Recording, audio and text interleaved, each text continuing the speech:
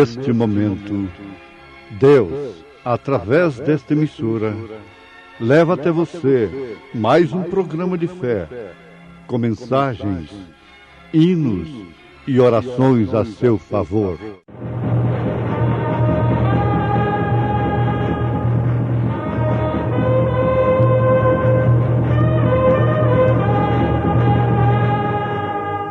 Fé para vencer.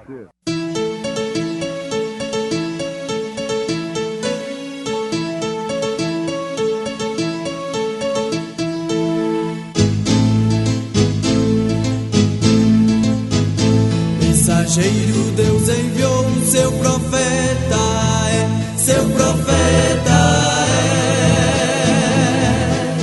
é. Este som de alarido retumbando está, retumbando está. E as águias de Deus, e as águias de Deus já voando estão, já voando estão. Brana foi seu nome e Deus foi com ele, e Deus foi com ele. E a coluna de fogo sempre lhe seguiu, sempre lhe seguiu.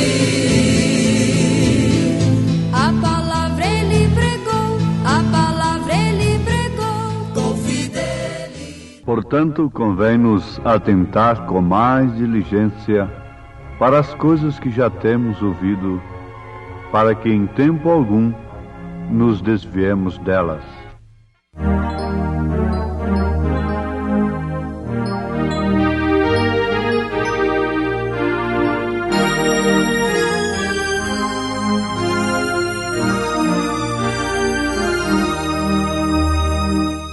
Com tua mão segura bem a minha, pois eu tão frágil sou, ó Salvador, que não me atrevo a dar nenhum só passo sem teu amparo, meu Jesus Senhor.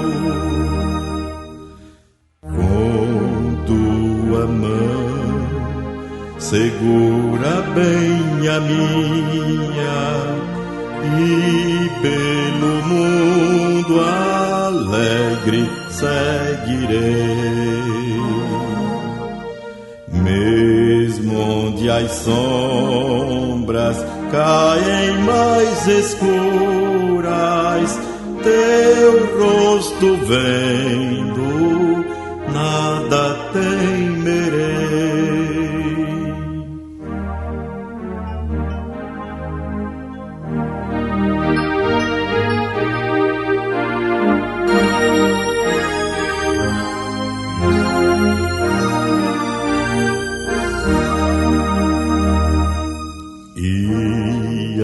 Voltares esses céus rompendo, segura bem a minha mão, Senhor. E meu Jesus, ó, leva-me contigo para onde eu goze teu eterno amor.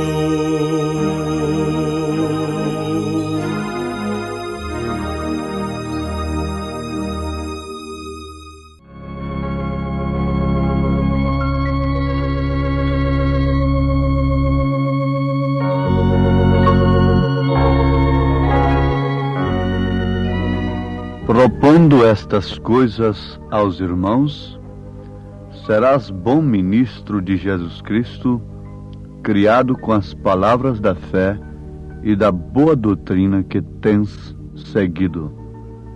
1 Timóteo, capítulo 4, versículo 6. São Paulo falando a Timóteo, deixando bem claro para Timóteo como ele seria um bom ministro. Isto é o bastante para nós que ministramos a palavra de Deus, que pregamos o Evangelho. Segundo a concepção de Paulo, a recomendação de Paulo, nós só podemos ser bons ministros de Jesus Cristo se de fato fomos criados com as palavras da fé e da boa doutrina que temos seguido. E se de fato propomos as mesmas coisas que Paulo propôs à igreja. E ele propôs à igreja justamente tratando com os homens, mulheres, servos, patrões, filhos e pais, porque é isto que forma a igreja. É o ser humano. A igreja em si não é o templo, não é a casa, por mais moderna, por mais rica que seja, ou por mais simples que seja. Somos nós a igreja de nosso Senhor Jesus Cristo. E por isso, Paulo não ministrou propriamente a matéria inanimada.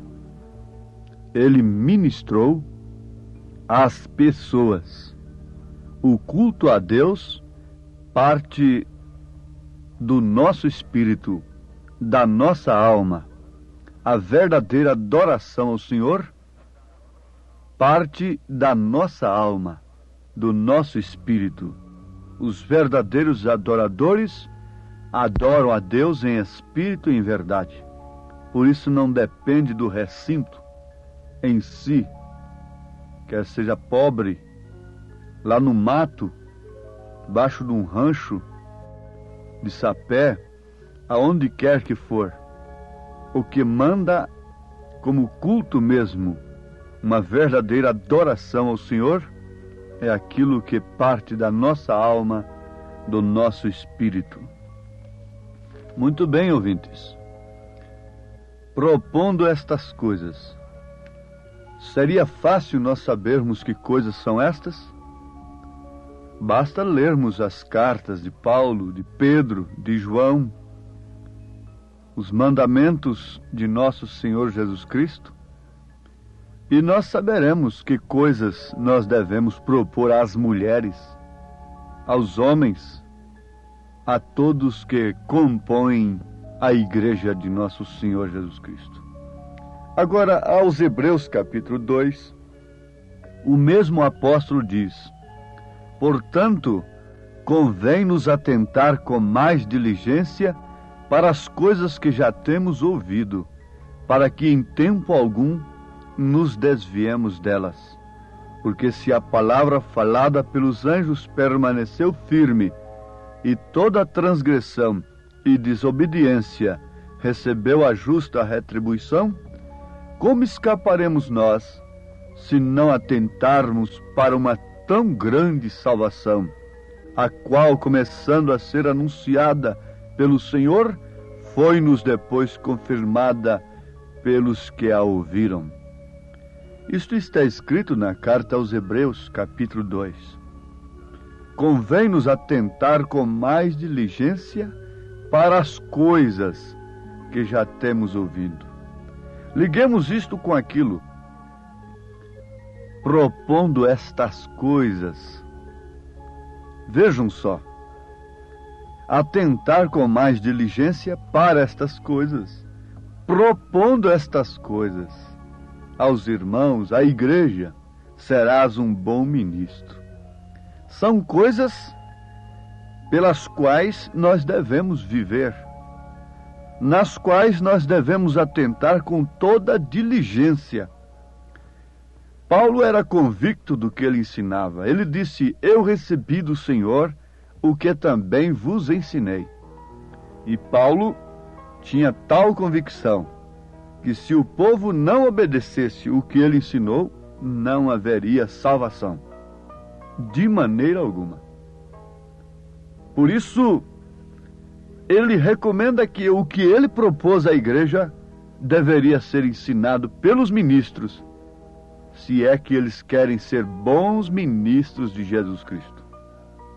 Uma vez ensinado o que compete à igreja, atentar para o que tem sido ensinado com diligência, para que em tempo algum nos desviemos delas. Agora, concluindo que Paulo nos deu a completa ordem da igreja, escreveu praticamente o Novo Testamento, a conduta das mulheres, as vestes honestas e decentes. Enfim, Paulo entrou no casamento, em toda a maneira de viver da vida da igreja. E ensinou coisas que, se a igreja atentar diligentemente para elas, não há perigo algum dela se contaminar com o mundo. Nunca devemos colocar o carro na frente dos cavalos, o carro na frente dos bois, o que seria uma precipitação, o que seria um abismo, não somente para nós, como para aqueles que nos seguem, que nos ouvem, que creem na nossa pregação. Sabemos que todos os pregadores têm grupos, respectivamente falando, cada um tem o seu grupo que crê na sua pregação. E ele, por sua vez, responderá no dia de juízo pelo que ele tem ensinado. Agora, o profeta desta era diz na mensagem no 4º selo: se Deus enviou alguém, ele sustentará o que o tal disser. Se você é um embaixador celestial, todo o céu o sustentará. E o céu consiste da palavra, da qual nós, a igreja, vivemos, pela qual nós vivemos. Porque nem só de pão viverá o homem, mas sim da palavra de Deus. Nem só de pão viverá o homem, mas da palavra de Deus. Se o homem tem de viver eternamente, é exclusivamente através da palavra de Deus. E esta palavra não pode ser variada.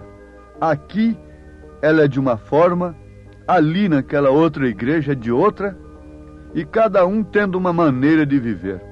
Não. Isto é uma contradição muito grande com as Escrituras. Nós não estamos comissionados a falar coisa alguma que esteja longe do alcance da pessoa mais simples. Como o profeta diz, não trate você de explicar o sobrenatural, porque não poderá. O único que podemos fazer é seguir adiante, pregando a palavra de Deus como ela é. Porque se você for enviado, ele sustentará o que você disser.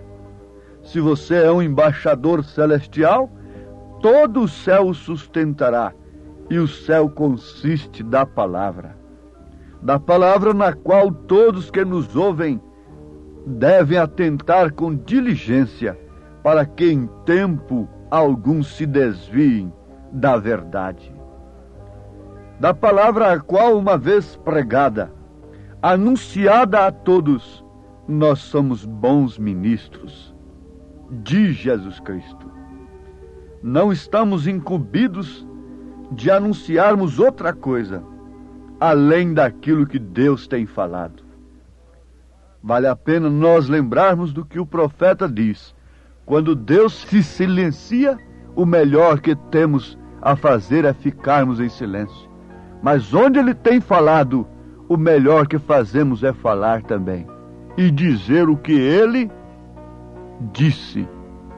Isso é muito importante.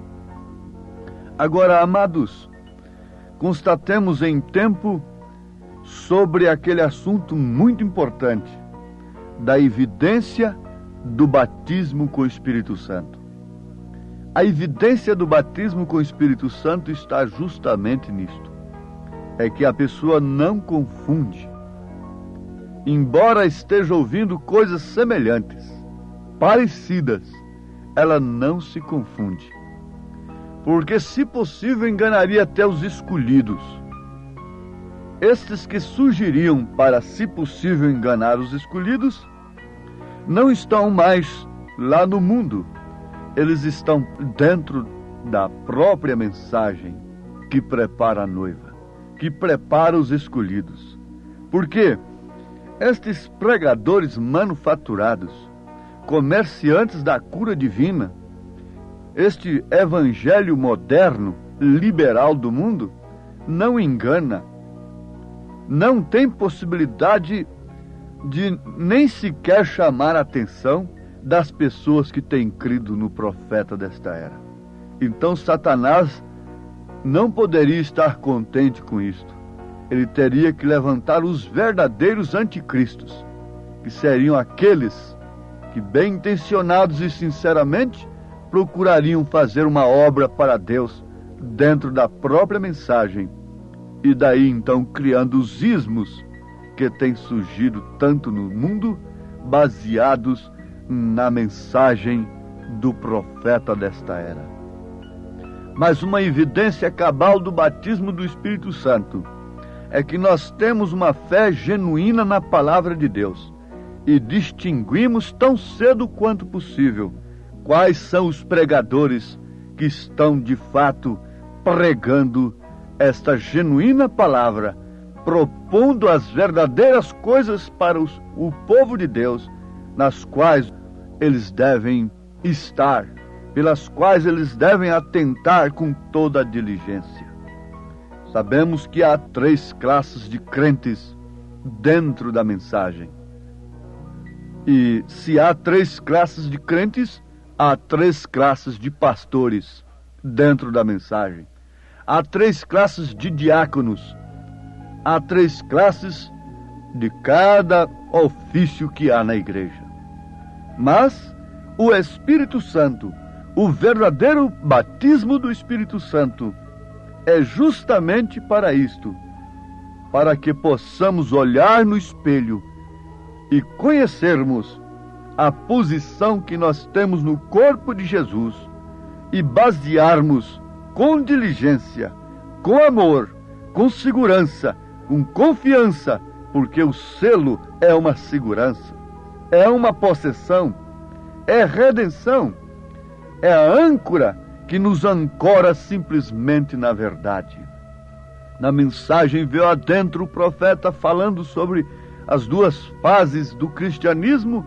Ele diz que uma é intelectual e uma corre para cima e para baixo, buscando mistérios e outras coisas, mas a outra está ancorada. Com facilidade ela entende tudo que o crente deve ser para que ele esteja naquele dia nas bodas do Cordeiro, quando a pedra de coroa, que é o próprio Cristo, a aparição de Jesus nas nuvens, segundo nos ensina Elias e as Escrituras Sagradas. Porque a pedra de coroa é a mesma pedra angular que Paulo fala. Esta é Cristo. Pedro também faz referência da mesma pedra. Esta é a pedra de coroa, é a pedra angular do edifício, é a aparição de Jesus Cristo.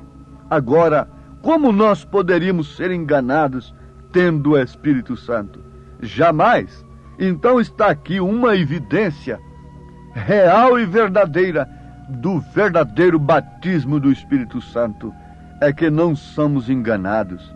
Embora o ismo apareça muito assim, muito bonito, vem com subterfúgio, vem vestido de anjo, vem combatendo o pecado e tantas outras coisas para enganar.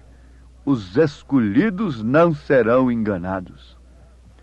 Satanás sabe que os escolhidos aborrecem o pecado, e por isso ele se torna pregador contra o pecado também. Ele se torna ousado contra o mundanismo e contra as falsas igrejas e tudo mais, mas simplesmente para enganar para manufaturar. Logo ele mistura ali o seu veneno maléfico, mortífero, para dentro daquela coisa que é muito bonita e que parece ser a verdadeira mensagem, ele poder enganar, matar, destruir. Mas isto não acontece com aqueles que têm atentado diligentemente para as coisas que devem ser propostas, para aquilo que Deus tem enviado, mandado seus verdadeiros pastores falarem. Se há 3 classes de pastores, é tempo de cada grupo da mensagem conhecer o pastor que tem. Mas antes de conhecerem-se a si mesmos, saberem a que classe pertencem, como poderão conhecer a classe do pastor que tem? É muito fácil. O teste da palavra. Se o profeta de Deus mandou que nós não fizéssemos coisa alguma, senão nos manter reverentes, orando em todo tempo, amando uns aos outros, sem conjecturarmos o que significa avançarmos sem autorização. Se o profeta de Deus ordenou uma coisa e nós estamos fazendo outra, é tempo de constatarmos que somos falsos. Se simplesmente nos encontramos fazendo aquilo que o profeta de Deus mandou que não fizéssemos, isso serve para, em tempo, constatarmos que estamos numa situação falsa, ridícula, numa classe que não prepara quem quer que seja para o arrebatamento. Para mim, no meu modo de ver, eu acho que todo o povo de Deus, todo o povo da mensagem, deve exigir, uma vez que cada igreja escolhe o seu pastor, deve exigir a mensagem que prepara simplesmente para o arrebatamento. Eu não tenho que saber de que forma será o milênio, coisa que o profeta de Deus falou muito pouco. Eu não tenho que saber de coisas futuras. Eu tenho que saber do que eu devo ser hoje. E ele diz que, Cristo estando em nós, nós conhecemos a nossa posição no presente momento.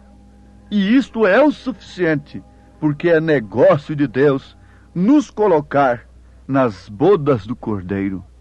É negócio de Deus, isso é um problema inteiramente de Deus. Nos arrebatar, transformar nossos corpos, ressuscitar os mortos, falar a voz do arcanjo, tudo isto é problema de Deus, não é meu problema. O que eu devo propor para vocês nesta hora é isto: observai a palavra, estejam todos em oração, mantenham-se sumamente reverentes, orando a todo tempo, com súplica no Espírito, uns pelos outros. Não entrem em questões, não entrem em polêmicas. Deus não discute, nem tampouco os seus filhos discutem. Afastem-se do mundo quanto pode. Procurem fazer tudo que vocês sabem que é correto. E deixe o restante que Deus completará. Não procure saber coisas do futuro, porque Eva, querendo saber, ela passou a saber e daí veio a queda. O próprio Cristo testificará dentro de nós aquilo que seremos. Mas irmão Branham, o profeta, disse que nessa mente, nessa dimensão, nós não podemos nunca conceber verdadeiramente o que é os céus, porque tudo que a nossa mente pudesse alcançar ainda é muito mais, milhões de vezes melhor.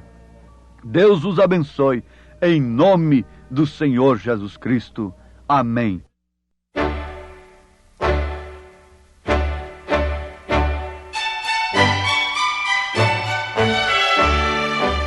Ouvintes, escreva-nos pela caixa postal de número 15.020, 15020, CEP 74 501-970, Goiânia, Goiás.